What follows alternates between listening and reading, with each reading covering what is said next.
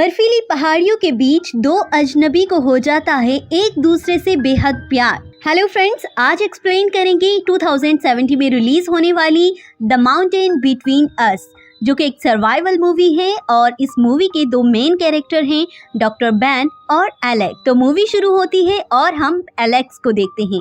वो एक photo journalist है और आज उसे न्यूयॉर्क जाना है। इससे पहले उसे डेनवर पहुंचना है जिससे वो न्यूयॉर्क जा सके। फिर वो एयरपोर्ट पर डेनवर जाने की फ्लाइट लेने के लिए पहुंचती है तो वहां उसकी फ्लाइट कैंसिल हो चुकी होती है और अब उसे किसी भी कीमत पर न्यूयॉर्क तो पहुंचना है क्योंकि कल उसकी शादी का दिन है। फिर हम एयरपोर्ट पर न्यूरोसर्जन डॉक्टर बैन को देखते हैं। डॉक्टर बैन को बोल्टीमोर पहुंचना था एक बच्चे का ऑपरेशन करने के लिए। डॉक्टर बैन जब किसी से ये बात डिस्कस कर रहे थे कि उनकी फ्लाइट भी मिस हो गई है, तब एलेक्स वहाँ आती है और उसे कहती है कि तुम्हारी और मेरी प्रॉब्लम सेम है, मैं तुम्हें एक आदमी के पास लेकर जाती हूँ। तब एलेक्स उसे एक प्राइवेट पायलट के पास लेकर जाती है। उस प्राइवेट पायलट का नाम होता है वॉल्टर। वो लोग उससे कहते हैं कि तुम हमें डेनवर पहुंचा दो, जिससे फिर हम दोनों बाद में अपनी अपनी मंजिल तक पहुंच जाएंगे। वॉल्टर 800,000 में उन्हें डेनवर पहुंचाना तय करता है। अब वॉल्टर के साथ एक कुत्ता भी था और उसका ख्याल रखने वाला कोई नहीं था, इसलिए उसने कुत्ते को भी अपने साथ प्लेन में ले लिया और फिर वो तीनों उड़ जाते हैं। लेकिन वॉल्टर ने प्लेन फाइल नहीं किया था और किसी को ये मालूम नहीं था कि ये फ्लाइट डेनवर जा रही है। ये तीनों प्लेन में होते हैं और अचानक वॉल्टर को हार्ट अटैक हो जाता है, जिसकी वजह से इनका प्लेन क्रैश हो जाता है और हाई यूवेंटस विल्डर की बड़ी लंबी बर्फीली पहाड़ियों के बीच जाकर गिरता है। वॉल्टर की वहीं पर डेथ हो जाती है और उसका कुत्ता और एलेक्स बच जाते हैं। लेकिन यहाँ पर एलेक्स की टांग टूट जाती है। फिर डॉक्टर बैन उसकी पट्टी करते हैं और एलेक्स को पूरे 30 घंटे बाद होश आता है। तो डॉक्टर बैन उसे बताते हैं प्लेन क्रैश हो चुका था और हम यहाँ पर फंस गए।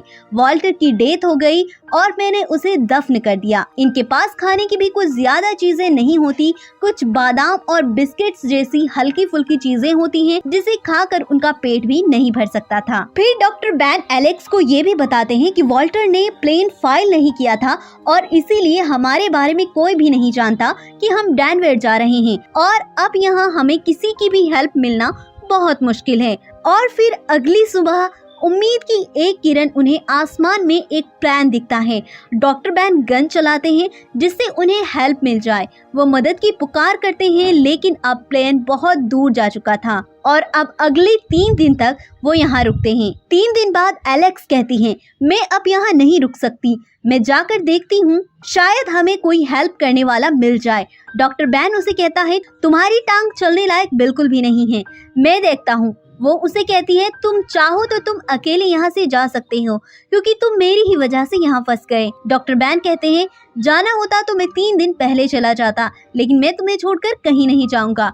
फिर एलेक्स उसे अपना कैमरा देती है और कहती है कि इससे तुम सामने का देख सकते हो। डॉक्टर बैन एक बड़ी सी पहाड़ी पर जाकर देखते हैं और हेल्प के लिए पुकारते हैं, लेकिन वहाँ आसपास कोई घर, कोई इंसान उन्हें कुछ दिखाई नहीं देता। वो बर्फ की उस लंबी पहाड़ी से लौटने लगते हैं और उनका पैर बर्फ से फिसल जाता है। वो नीचे बहुत तेजी से गिरते हैं और गिरते गिरते उनका पैर एक पत्थर पर जाकर रुक जाता है, जिससे उनकी जान बच जाती है।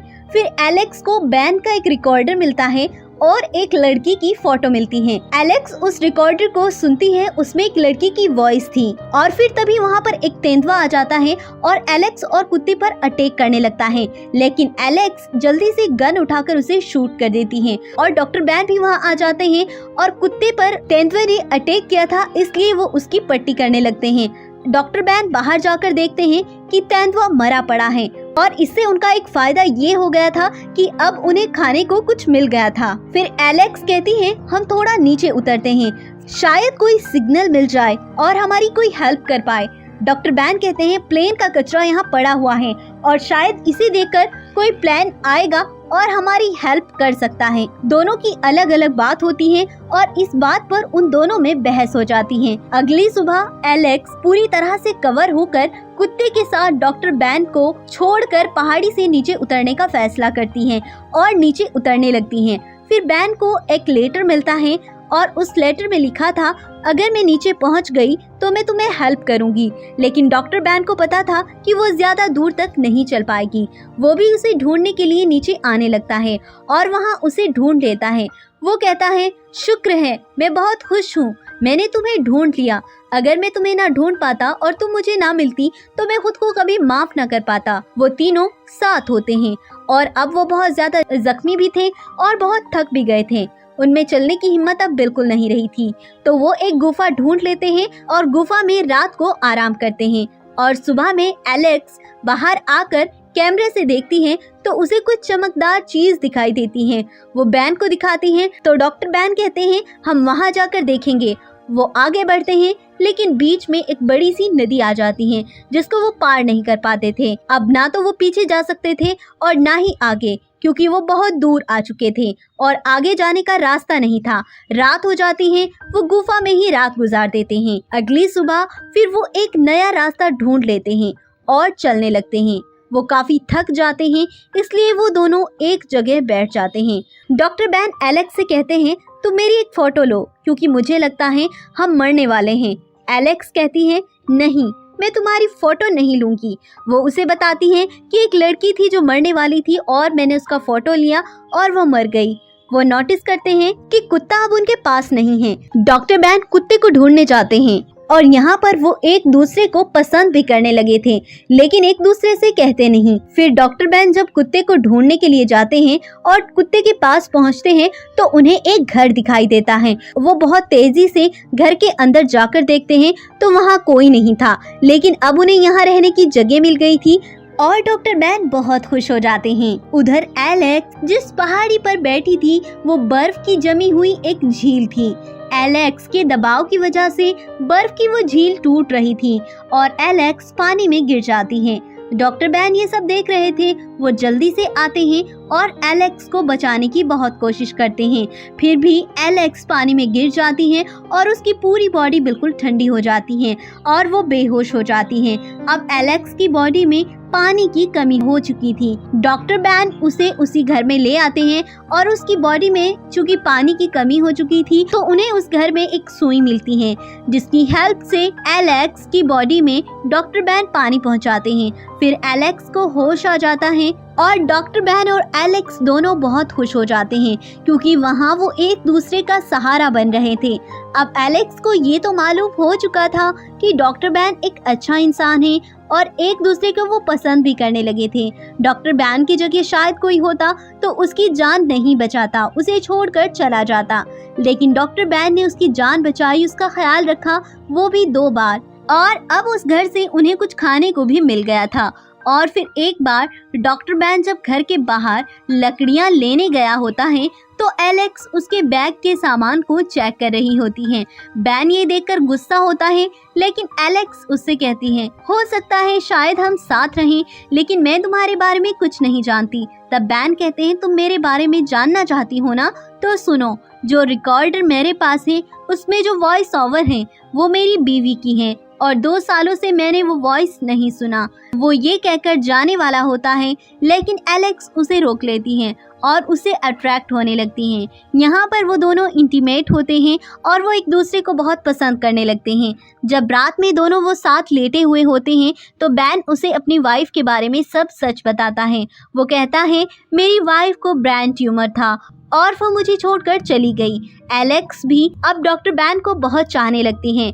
उन्हें यहाँ से निकलना था, लेकिन एलेक्स चल नहीं सकती थी, इसलिए डॉक्टर बैन कहते हैं मैं खुद जाऊंगा और हेल्प लेकर आऊंगा और तुम्हें लेकर जाऊंगा। वो थोड़ी दूर चलते हैं, लेकिन उनका मन नहीं कर रहा था बर्फीली पहाड़ियों पर अकेले एलेक्स को छोड़कर जाने का। तब वो तेजी से वापस आते हैं और एलेक्स को लेकर जाने लगते हैं। एलेक्स कहती है मैं और नहीं चल सकती। बैन लकड़ी का एक स्ट्रेच बनाकर उसे खींचने लगते हैं। वो दोनों बहुत थक गए थे और वो अब एक जगह आराम करने लगते हैं। आराम करते करते उनकी आंख लग जाती है और वो वहीं पर सो जाते हैं। फिर उनका कुत्ता आकर डॉक्टर बैन को जगाता है।